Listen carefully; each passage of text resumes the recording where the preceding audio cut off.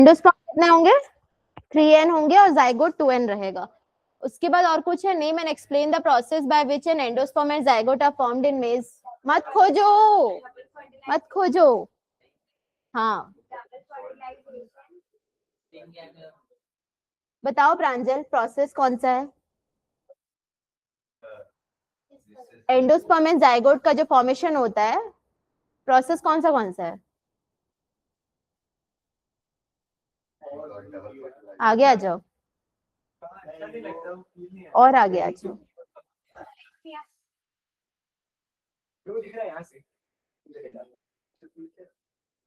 बताओ प्रोसेस।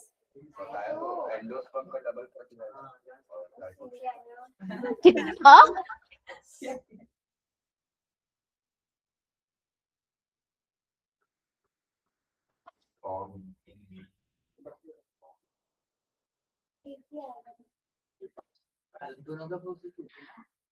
एक ही तो आएगा ना यहाँ पर, an endosperm and zygote of formation, तो वहां पर डबल फर्टिलाइजेशन आएगा और वो भी बताना है ट्रिप्लॉइड, सॉरी हाँ ट्रिप्लॉइड पी एन को बताना है मतलब। ठीक है वो है। क्या हुआ यहाँ पर क्वेश्चन में लिखा है name and explain the process by which an endosperm and a zygote are formed in maize. तो यहाँ पे प्रोसेस कौन सा है? डबल फर्टिलाइजेशन प्रोसेस है, जहां पर मेज और एंडोस्पर्म जो है वो फर्टिलाइज होते हैं, तो वो है। Next question, why does DNA replication occur within a replication फोक?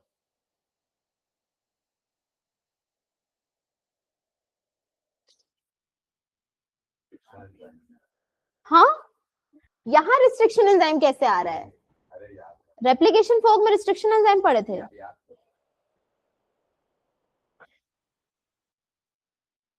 और इसमें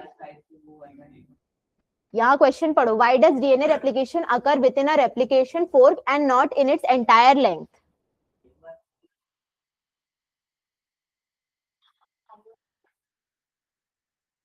आंसर लिखो,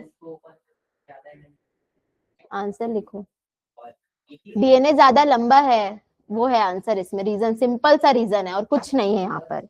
हाँ तो उसको नहीं, उसको ज्यादा वो हो, उसको ज्यादा एनर्जी चाहिए होगी ओपन होने में, बस वो रहेगा उसमें।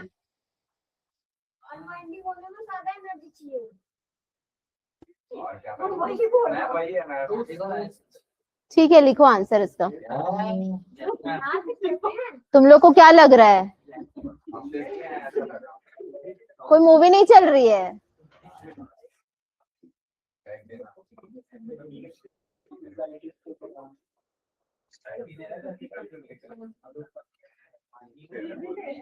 Rudra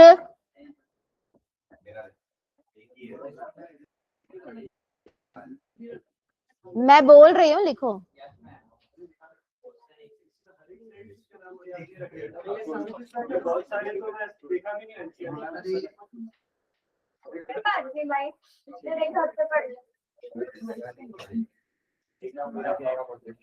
DNA being very long.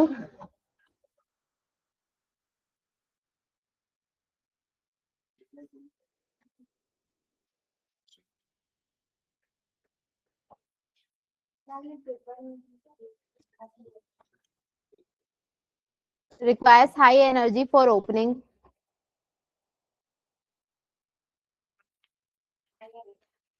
Requires high energy for opening.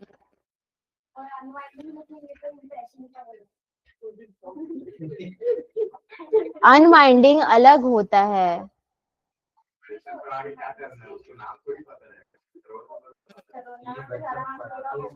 चुप रहो, बस अपना अपना अपना अपना स्टोरी लिखने के टाइम पे किसी का आंसर सही से नहीं लिखाता और अपना अपना अपना स्टोरी सुना रहे हो सब लोग। Its entire length.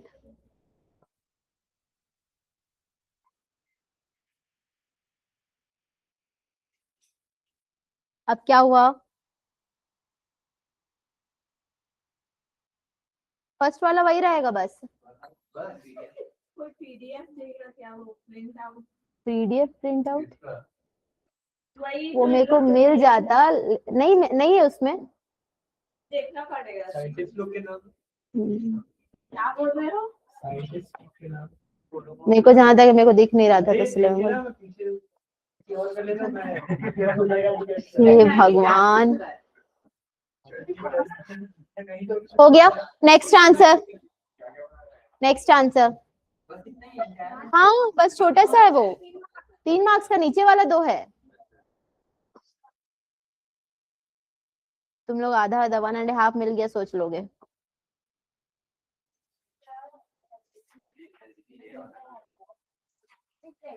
एक नंबर मिलेगा उसमें। हाँ डायग्राम बनाना है। हाँ डायग्राम बनाओ सब लोग, देखती हूँ किसको याद है। रेप्लिकेशन फो का, हाँ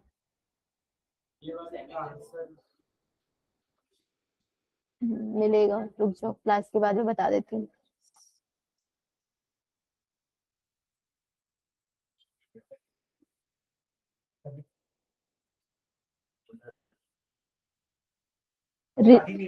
फोर्क डायग्राम याद नहीं है।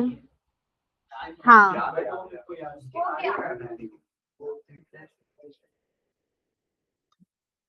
बुक भी नहीं लाए हो तुम लोग?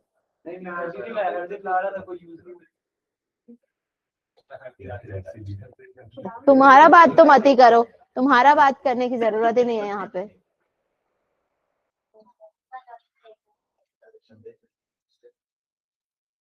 अरे डिसकंटिन्यूअस सिंथेसिस है ना एक तरफ।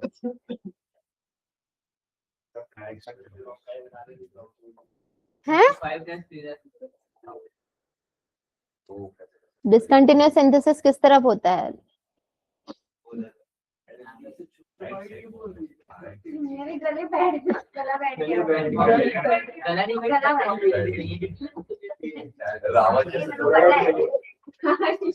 बस बस हो गया तुम लोगों का। एक साइड डिसकंटिन्यूअस सिंथेसिस लिख लेना, इधर वाला लीडिंग स्ट्रैंड लिख लेना, इधर वाला लैगिंग लिख लेना, और ये दोनों जो है वो पेरेंट लिख लेना।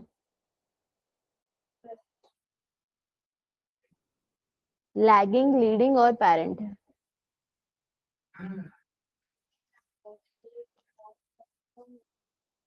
आगे एक्सप्लेन भी तो करना है उसको।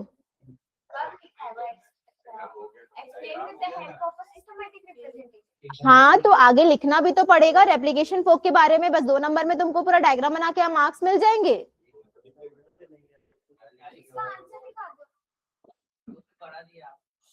क्या? रुको एक सेकेंड, इसका डायरेक्शन ये वाला है, 5 to 3 है लैगिंग का।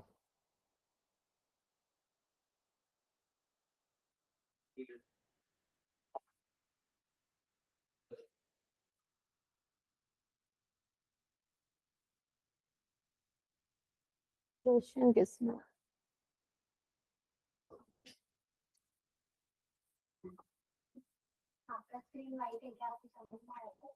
मेरा स्क्रीन वाइट?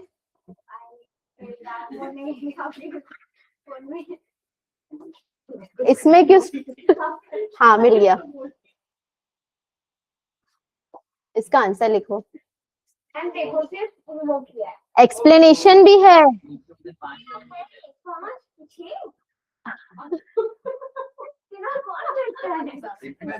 इतना ज्यादा तो नहीं, लेकिन तुम लोग अपने हिसाब से शॉर्ट में लाइन करना। 2 पॉइंट में हो जाएगा तो तुम्हारी मर्जी।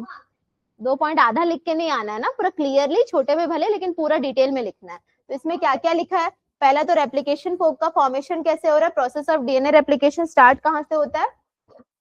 ओरिजिन ऑफ रेप्लिकेशन से। फिर वो रेप्लिकेटिंग फोक का फॉर्मेशन कर रहा है, फिर सेपरेटेड स्ट्रैंड से क्या बन रहे हैं, नए स्ट्रैंड्स बन रहे हैं, कौन से डायरेक्शन पे क्या रहेगा वो बता दो, इतना काफी रहेगा उसमें। ठीक है, लीडिंग स्ट्रैंड किस डायरेक्शन पे, लैगिंग स्ट्रैंड किस डायरेक्शन पे, और कौन सा एंजाइम वर्क कर रहा है, बस इतना खत्म कर दो। कौन सा एंजाइम रहेगा यहाँ पर, कौन से एंजाइम काम कर रहे हैं? हेलिकेज भी है, प्राइमेज भी है, डीएनए पॉलीमरेज भी है। नहीं 3 नॉर्मल, पहले प्राइमेज, हेलिकेज और वो लिख लेना, पॉलीमरेज 3 लिख लेना।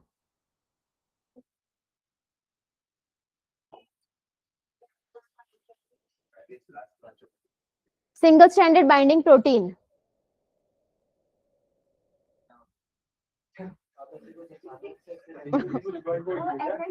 हाँ एसएसबीपी बता रही हो, डीएनटीपीज भी है उसमें। मैं डर गई, मैम क्या पूछ रही है। तुम बता,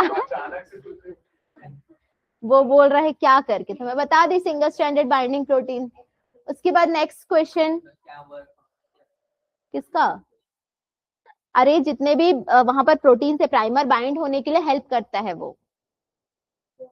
Explain the process of heterogeneous nuclear RNA into a fully functional mRNA in eukaryotes. Where does this processing occur in the cell? PDF उसका ट्रांसलेशन और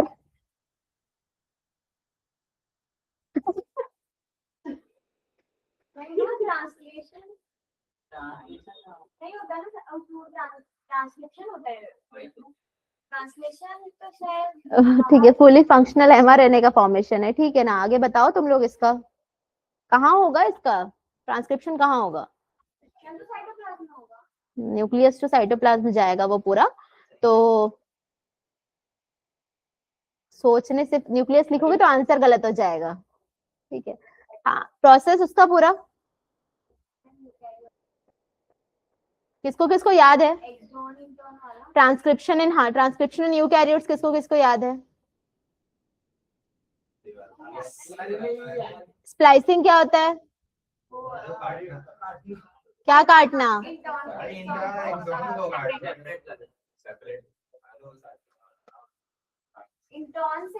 removal of introns and joining of exons, ये हाँ। और वो छाटना काटना चल रहा है वहां पे। और पॉलीएडेनिलेशन, पॉलीएडेनिलेशन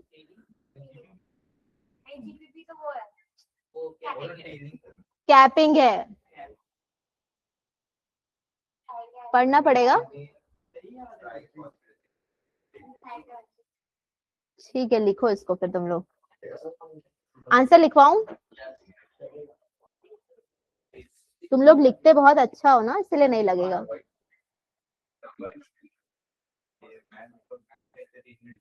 मेरा एंटरटेनमेंट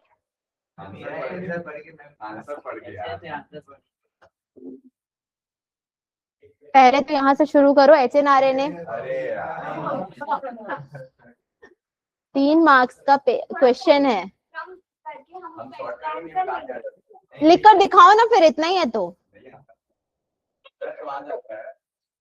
फिर अभी लिखो।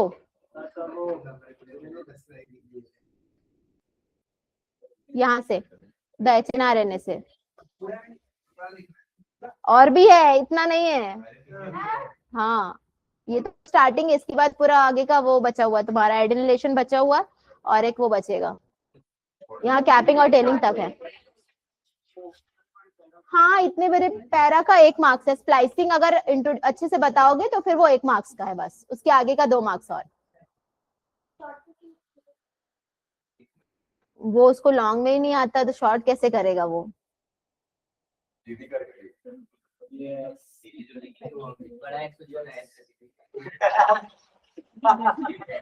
हो गया, हो गया राजकुमार, बस अब तुम लोग इसको लिखो बस। माफ करो मुझे, नहीं वही बोली, मुझे माफ कर दो।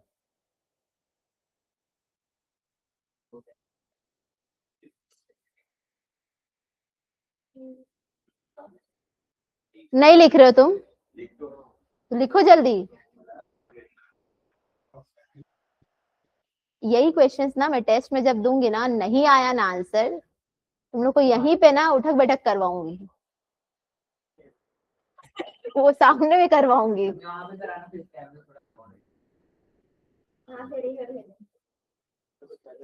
सही है, जिसका जितना आंसर जाएगा 5-5 जुड़ते जाएगा, ठीक है। अभी से लगाना है, प्रांजल लगाएगा पहले, शुरुआत उसी से होगी। वो क्लास नहीं आता ना तो शुरुआत उसी से होगी। उसके जितने मार्क्स कम आएंगे उस हिसाब से, 1 मार्क्स कम आए तो 5 बार।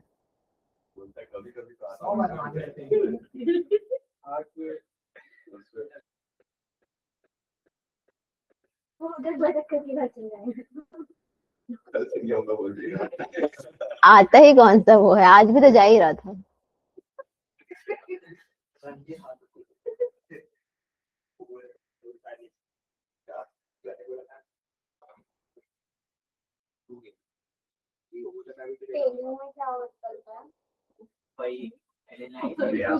एडेनिलेट 200 to 300 एडेनिलेट रेसिड्यूज जो है वो ऐड होते हैं। एडेनिलेट ADENYLATE रेसिड्यूज 200 to 300 ही रहेगा वो। 200 300 है। उसको क्या खोज रहे हो अब?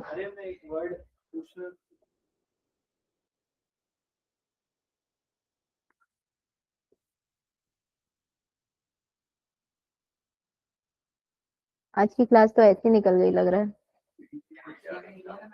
केमिस्ट्री फिर भी नहीं 15 मिनट लिए थे बस। हाँ वो हो गया था इसीलिए।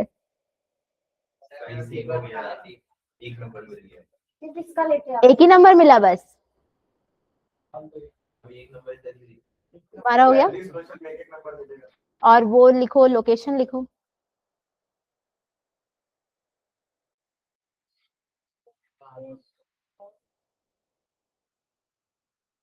मिल गया। नहीं कुछ और है ये तो।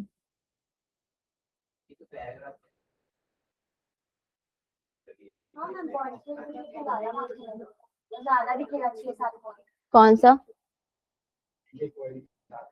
इसमें ना मेन तुम स्प्लाइसिंग और ये टेलिंग, कैपिंग और एडेनिलेशन, हाँ वही अंडरलाइन करके वो जो शॉर्ट में भी लिखोगे ना मार्क्स मिल जाएगा उसका। हो गया सबका? क्या बोले?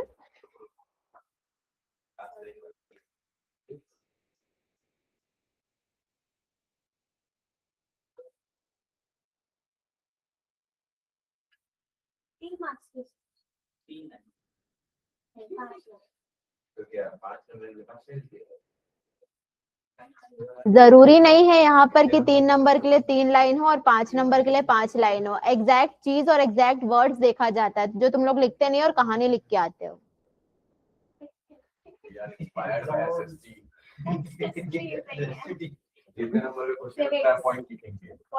हो गया।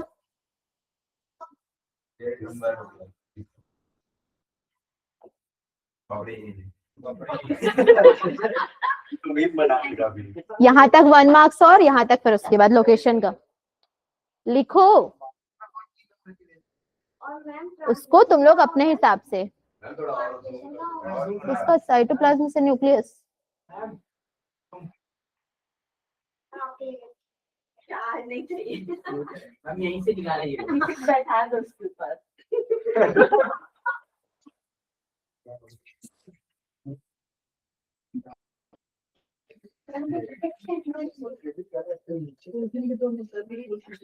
तुमको मिल गया था? उसको मिल गया था, पीछे दे दो। 2 है, ये लो 2 और पीछे।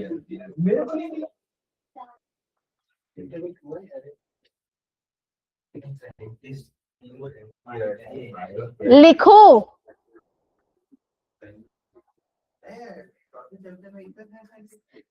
अरे बाबा प्रणव, पहले तो लिखो बाद में देखना हो सब।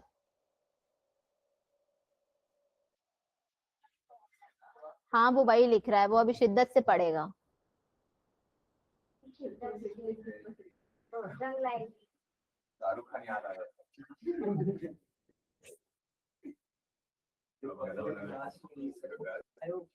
भाई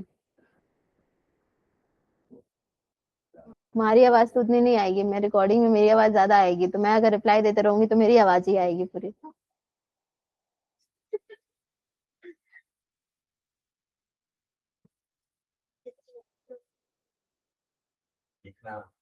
साइटोप्लाज्म का देखे ना, उसमें क्या लिखा है? मैच्योर आरएनए जो है वो न्यूक्लियस ऑफ उसमें होगा, उसके बाद फुली प्रोसेस जो होगा वो न्यूक्लियस से साइटोप्लाज्म में चला जाएगा। ट्रांसलेशन क्या हुआ? 2024 के जितने क्वेश्चंस लिखवाई हो ना, उसका बीच में एक दिन टेस्ट लूंगी मैं। हाँ तो वो न्यूक्लियस में होगा ट्रांसक्रिप्शन, फिर वो चला जाएगा साइटोप्लाज्म में ट्रांसलेशन के लिए।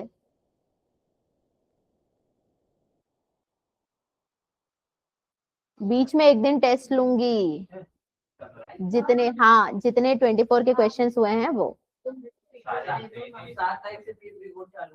अच्छी बात है ना। मैम हम लोग की प्रिंसिपल मैम को पूछे कि मैम हमारा 2 पीरियड होगा क्या, तो मैम बोलती है अगर तुम लोग को मन है तो दे देता हूँ। अरे तो अरे क्यों नहीं दे रहे थे मैम, नहीं क्या हो गया। हम लेकिन अभी अभी भेज देना प्लीज। पेपर कंप्लीट होने के बाद भेजूंगी।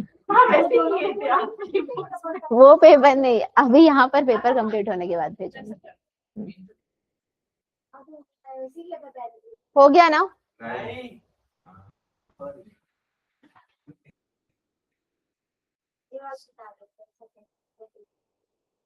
उसको भी पढ़ के रख लिए रहो, उसके बाद तुमको मार्क्स मिलेंगे। एक पेज कहाँ है उसमें, हैबिटेट लॉस एंड फ्रेगमेंटेशन वाला है, एक ही बस दिया है उसमें तो। ओवर एक्सप्लॉइटेशन और एलियन स्पीशीज इन्वेजन है, तो हैबिटेट लॉस एंड फ्रेगमेंटेशन का मैं एक काम करूंगी, मैं बता दूंगी 2-2 लाइन उसका बस।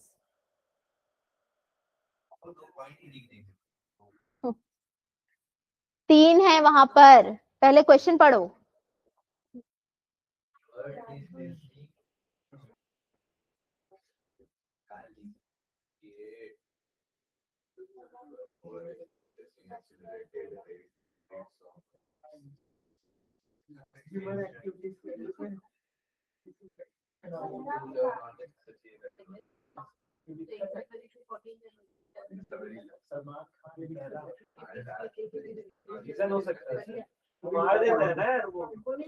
तुम वो लिखोगे, मेन कॉसेस करके लिखो इसका पहला point, habitat loss and fragmentation. Alien species, aliens लिखो, हो गया। Habitat loss and fragmentation first point, habitat loss and fragmentation first point है ना। तुमको 3 फ्रेगमेंटेशन, उसी के अंदर लिखो deforestation, urbanisation, urbanisation. Pranav, urbanisation की स्पेलिंग क्या है?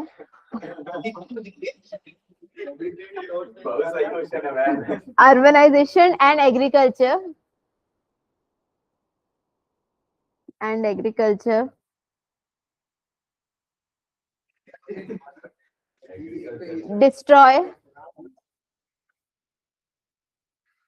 destroy and break up natural areas,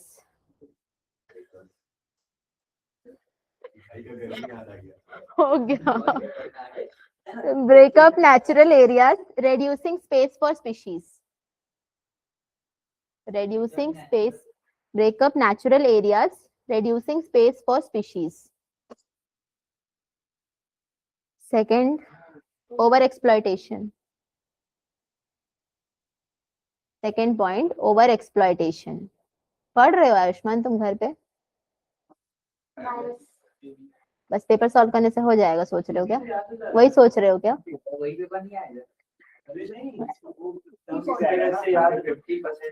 चलो, excessive hunting, fishing,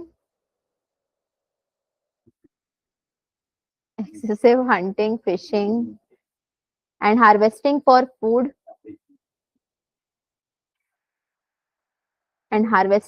food, medicine and harvesting. चुपचाप रहो, सुन लो, बच्चे लोग जैसे मत बोलो, ठीक है? Excessive hunting, fishing and harvesting for food, medicine और ट्रेड, TRADE, ट्रेड, हाँ। Deplete population faster,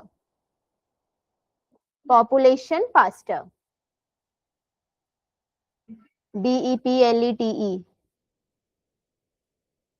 population faster. Alien species invasion, हाँ 3। एलियन स्पीशीज इन्वेजन, एग्जांपल्स भी याद है किसी को?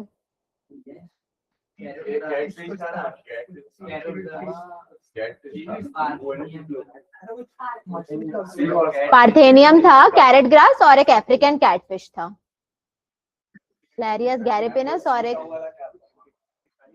कौन सा सी?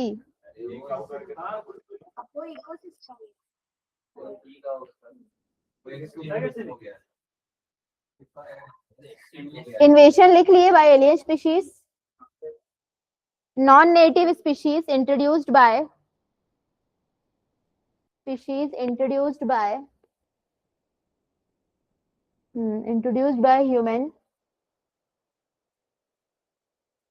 human completely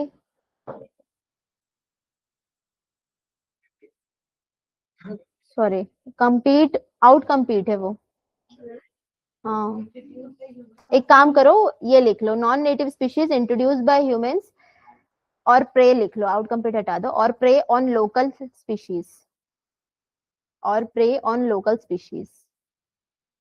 को एक्सटिंक्शन क्या होता है?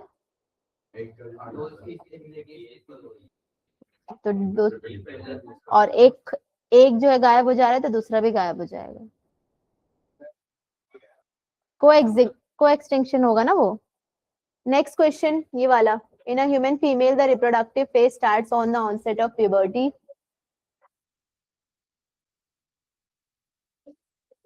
नहीं हुआ है, क्या हुआ? Name the hormone and their source organ which are responsible for menstrual cycle at puberty.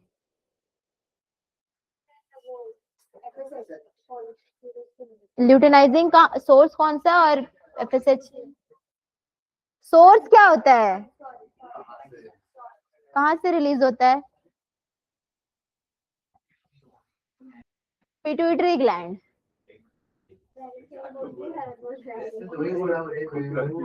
तो इसका आंसर में क्या रहेगा? Luteinizing hormone, follicle stimulating hormone, दोनों कहां से रिलीज हो रहे हैं? पिट्यूटरी ग्लैंड से। फिर next, for successful pregnancy at what phase of the menstrual cycle and early embryo should be implanted in the uterus of a human female who has opted for art.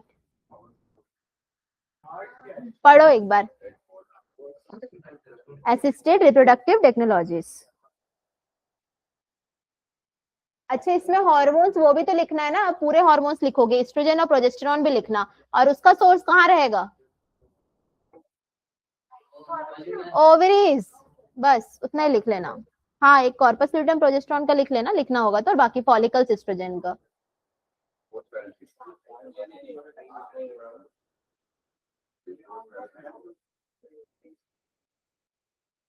Support your answer with a reason बस पूछा है।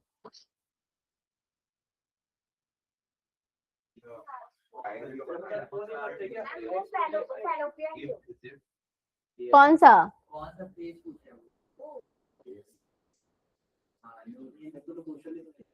कौन सा? Successful pregnancy के लिए कौन से phase of menstrual cycle में अर्ली एम्ब्रियो को इम्प्लांट किया जाता है यूट्रस के अंदर, जो असिस्टेड रिप्रोडक्टिव टेक्नोलॉजीज को ऑप्ट कर रहे हैं? जिन लोग आईवीएफ के लिए जाते हैं उनके में इम्प्लांटेशन कब करना होता है? मेंस्ट्रुअल साइकिल के कौन से फेज में करना होता है?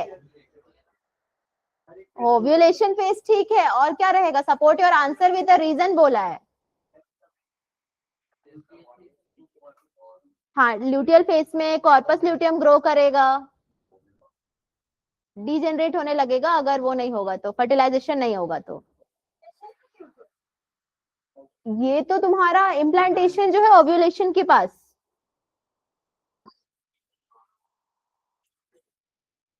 नेम द हार्मोन, लास्ट वाला।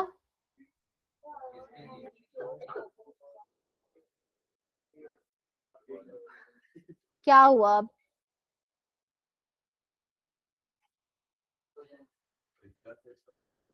प्रोलिफरेटिव फेज में, हाँ प्रोलिफरेटिव फेज में पूछ रहे, ठीक है। तो एक्सप्लेन द इवेंट भी बोला है, तो इसमें क्या होगा? सबसे पहले ये लिखोगे कि ग्राफियन फॉलिकल में क्या होता है करके।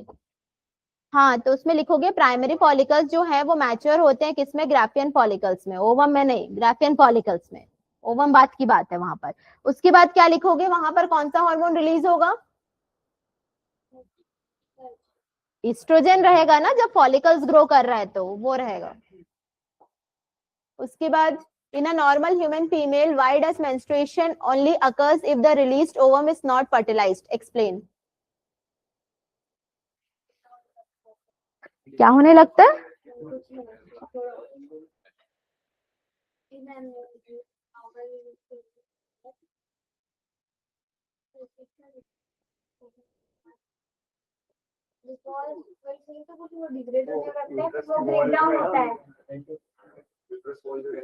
तो मेंस्ट्रुएशन बता रहे हो,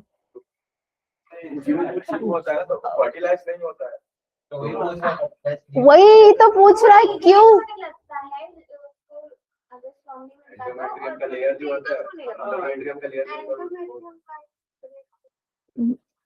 कॉर्पस ल्यूटियम का आंसर रहेगा।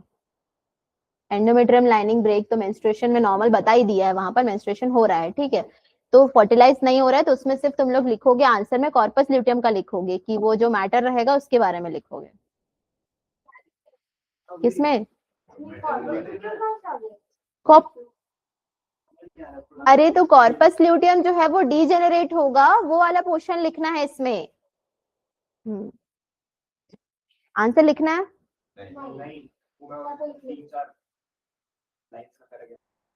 3-4 लाइंस का पैराग्राफ नहीं होगा, ज्यादा होगा, और 2 मार्क्स का है ना तो ज्यादा ही होगा वो। चलो ठीक है, ये वाला बता दो, उसके बाद पहले बताओ उसको, ये वाला बता के, मॉस्किटो वाला।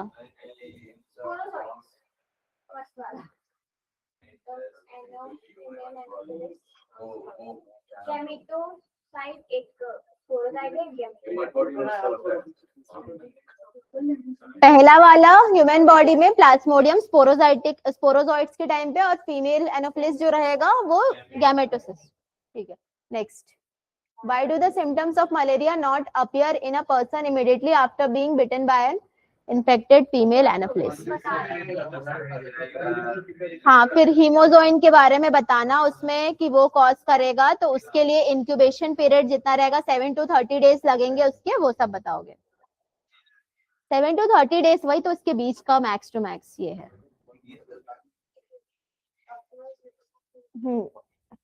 After it has sucked blood from a malaria patient, पूरा वो बनाओगे इसका।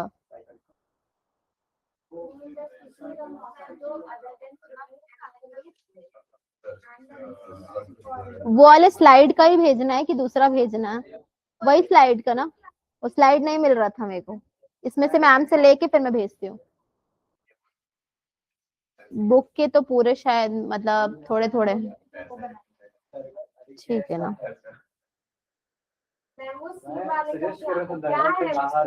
Name the species of mosquito other than female anopheles and the disease for which it carries the pathogen रहेगा। क्या क्या बोल रहे हो तुम लोग, हाँ एडिस एजिप्टी, पूरा नाम, पूरा नाम ही लिखना। डेंगू कॉज करता है, नहीं तुम पहले जो मैं पूछी, कौन सा स्पेलिंग पूछी थी वो बताओ। हाँ, अर्बनाइजेशन की स्पेलिंग बताओ, पहले बताओ।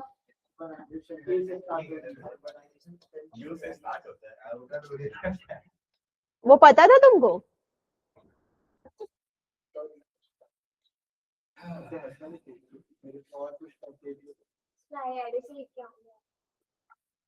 तुम्हारे मार्क्स कटेंगे तुमको बोलने से। Name the species of mosquito other than female Anopheles and the disease for which it carries the pathogen. Disease कौन सा है, ठीक है, याद है मतलब, डेंगू ही बस।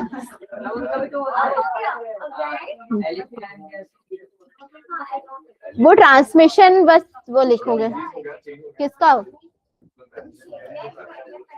शेरिया, हाँ वो भी मॉस्किटो, नॉर्मल मॉस्किटोज भी करते हैं वो तो। नहीं ये लिखेंगे क्योंकि डिसीज तुमको याद होना चाहिए।